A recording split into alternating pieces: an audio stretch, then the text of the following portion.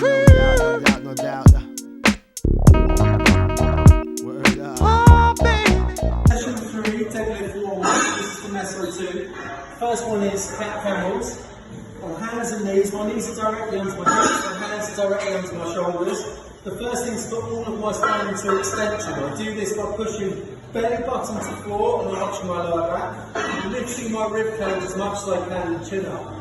That is the cat position, and now camel. We tuck the coccyx underneath as much as we can. Pull the mid back up to ceiling, chin down.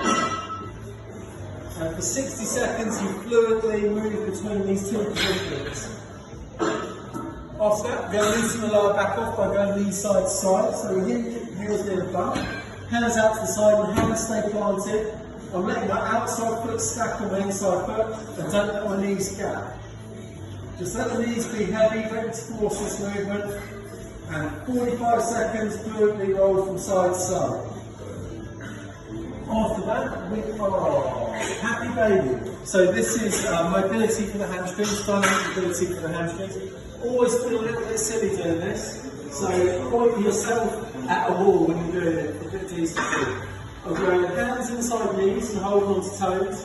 Then I'll roll back to here and I'm going to pull my knee back as far as I can and then get my toe as far back. I'm pushing my heel to the ceiling. I'll get a nice big pull through there and then I'll change sides. Pull, pull, pull. 60 seconds. After that, we're looking to get the glutes activated. The glutes are so important, they push the hips into extension. They're really, really powerful, and Lord knows we need them online for deadlifting. So, incline switch. My bum is very near the bench, so I'm perpendicular to the bench. Midfoot is on the bench. Push the hips through the ceiling, squeeze the bum cheeks together. If you're not squeezing your bum cheeks together, you're just using hamstrings. So insist, push hips all the way up, squeeze glutes, and then all the way down. So if that's glute max, we now need medial glute as well. So we're going to do a cram. I've got one of the booty bands. They live by the resistance bands in the other room. I'm in Lewis's favourite beach pose, like this, and my heels stay together, and then I get as wide as I can and back down. That's one rep. We're going to do 20 reps each side. If you want to get the intercostals online as well, we can side plank like this, and then do that at the same time. That's a little bit more groovy and a bit harder. Okay. After that, we need the lats. When we're deadlifting, to be strong, we need to keep the bar close. So we use lats to hold, to make that happen, and also to keep the structural integrity of the upper back. So you need 2 resistance bands and you need a rope. So if you point this to the wind, so let's do this up earlier.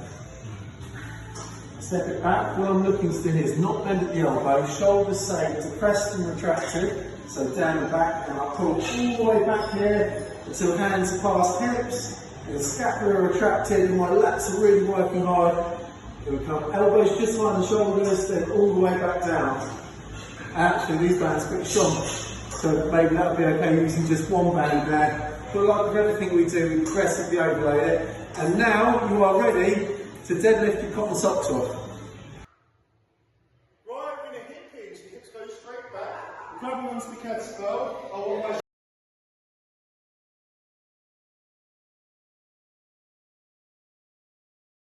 my shins vertical. So that's not good. You see, drop the hips down on my shins vertical. That is where the hips sit just below the shoulders. I'm going to take a deep breath in. I'm going to brace. I'm going to push the floor away from me. And stand vertical, squeeze the hips up and hard. What I don't want to see is hyperextending. I'm going to hinge my hips again. Bang.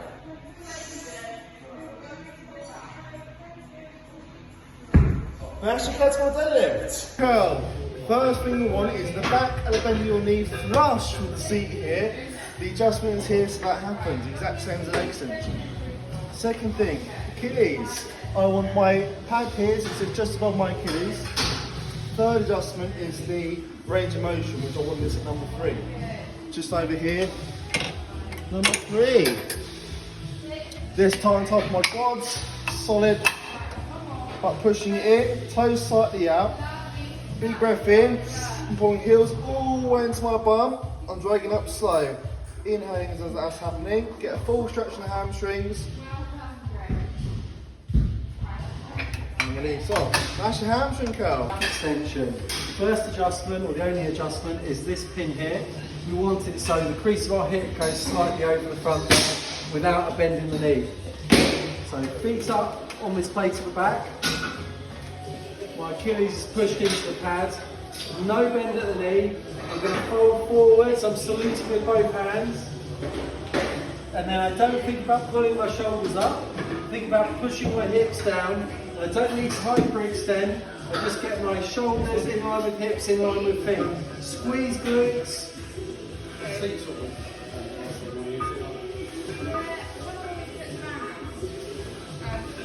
Back extension. Conditioning for session 3. Right, this is our first long conditioning session, and the idea is to get this under 30 minutes. Pretty simple. We've got two things: our CT bike here and our sled just here. Now the bike's on the opposite side of the room. We move them across by the foot on the frame, hand on handles, tilt up and moves across the wheels just like that. Right, sled set up. We're loading with 100 kilos. The sled empties 50, so add 50 on top of that. Second thing, rings. These live by the weightlifting belts, and we have a clip on the top to stop these from coming off. That's your two setup, really easy. Right, the workout is we're doing a 10k on the bike here, but every k we do a 10 metre sled pull on these set. Right, 1k here, grabbing on, no bent elbow, or small steps. And occasionally we're looking over left and right shoulder. Make sure I'm running one down, you don't want that. Once you've done 10 metres, you're back to your bike, another K, you're repeating that until you do 10k and make sure that's timed.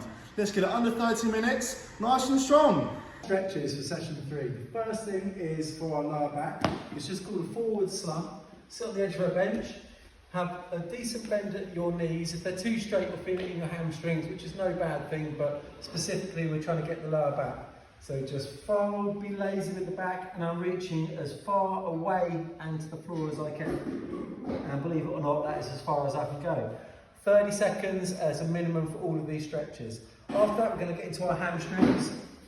So we're going to take 10-bear stance, like this. I've got 90 degrees between my legs, and then butt my right foot up against my left, and then I'll reach with both hands over my toe. No bend at the knee, pull the toe back towards you, and get as far as you can. Hopefully a lot further than me. After that, we're going to do our glutes. So we're going to step right leg over left leg, and we're going to keep our right hand down. Like right forearm is on the floor the whole time.